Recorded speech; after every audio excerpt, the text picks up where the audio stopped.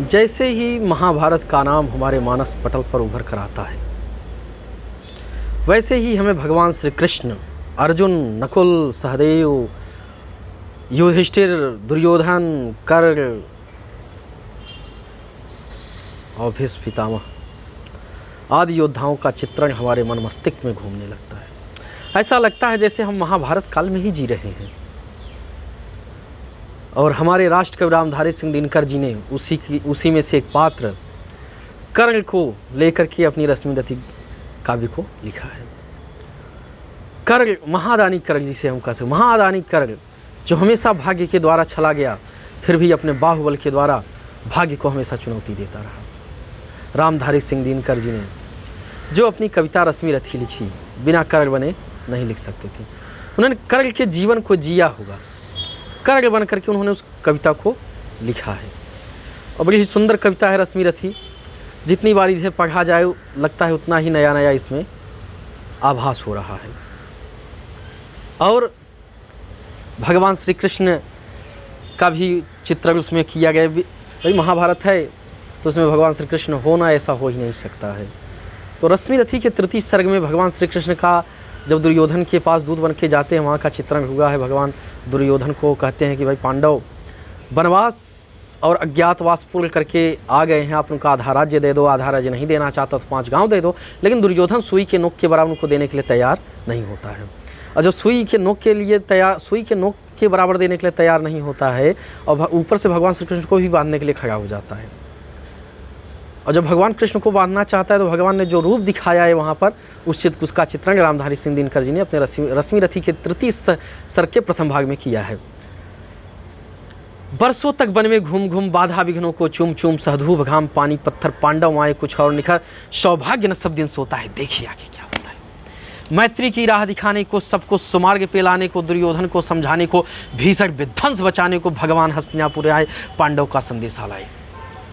दो न्याय अगर तो आधा दो, उसमें भी यदि बाधा हो तो दे दो, केवल 5 ग्राम रखो अपनी धरती तमाम, हम वहीं खुशी से खाएंगे, परिजन पे अस न उठाएंगे। अस मतलब तलवार। भगवान ने कहा अगर 5 गांव दे दोगे तलवार नहीं उठाएंगे, अस न उठाएंगे। पर दुर्योधन वह भी देन का आशीष समाज की लेंस का, उल्टे हरि को बांधने चला, जो था असाध्य साधने चला।